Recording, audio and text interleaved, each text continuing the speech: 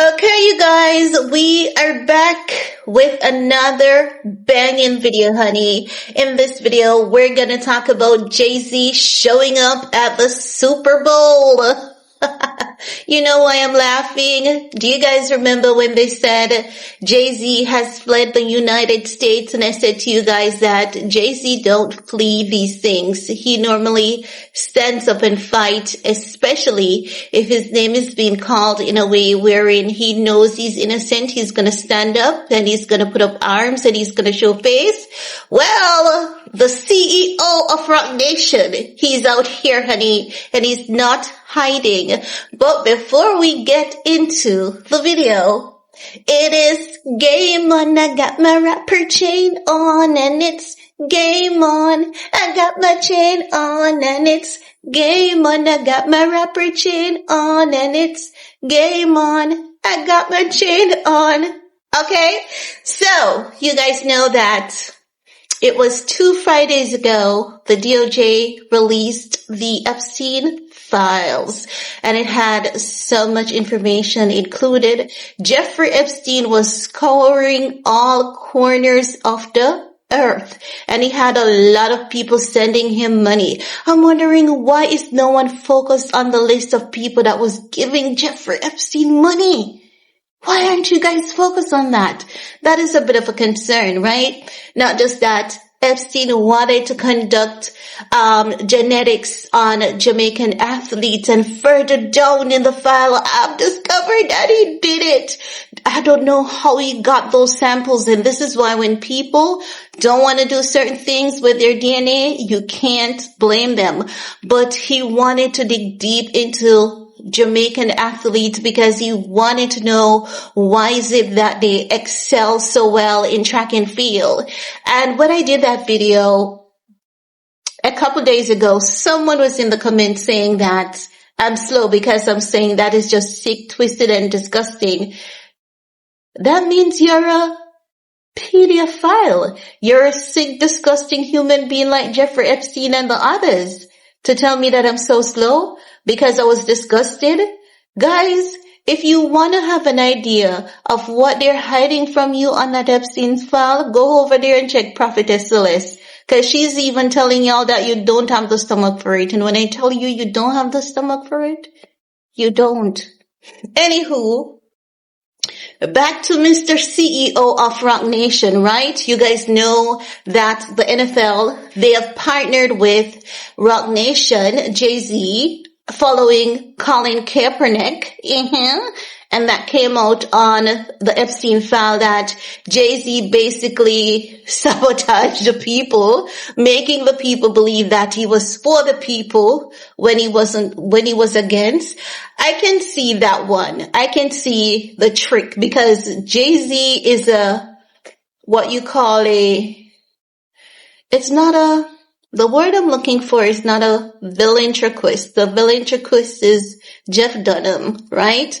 Jay-Z is really good at those mind games. He'll make you think that he's on your side when he's not, right? So with that Colin Kaepernick situation, I can see his hand in that definitely. So ever since Colin Kaepernick's situation where he gave the knee instead of standing in respect to the national anthem because of the police killing that was going on and the disparity between the black community, no one wanted to perform at the Super Bowl, no one black. And they always depend on the hip-hop artists to bring the energy at the Super Bowl. So after that, they were asking, one of the first people they asked was Riri. And the Caribbean Queen was like, hey, no, get someone else to do it, honey.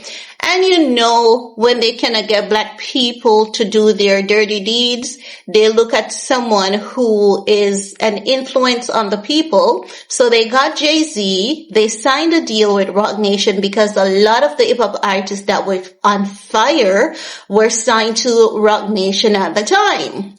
So Jay-Z saw it as a lucrative deal, and ever since then, Roc Nation has been in charge of who performs at the Super Bowl halftime show.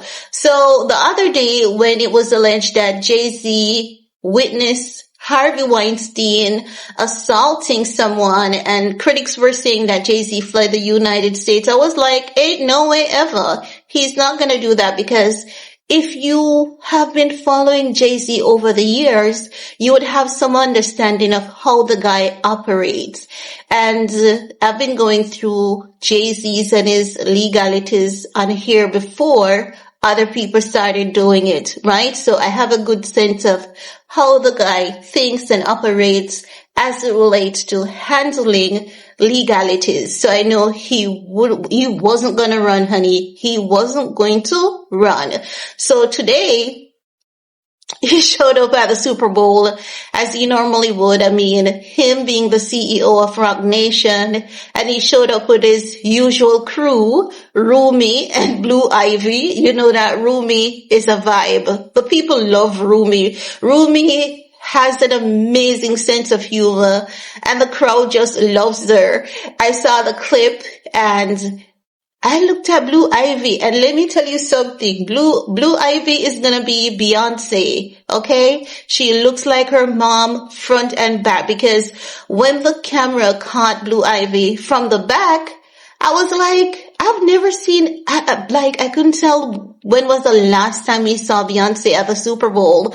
And something said to me, no, that's not Beyonce. Beyonce has a bit more body. That's Blue Ivy.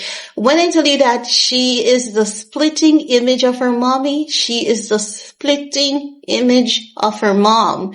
And little Miss Rumi was there, and it seems as though Jay-Z was pre-prepared to keep Rumi under control, because the crowd is always calling out to Rumi, asking Rumi to do something that is trending, whether the trending dab or something, and Rumi is always up for it, okay? She's a vibe. Ruby is a mood. Rumi is a vibe.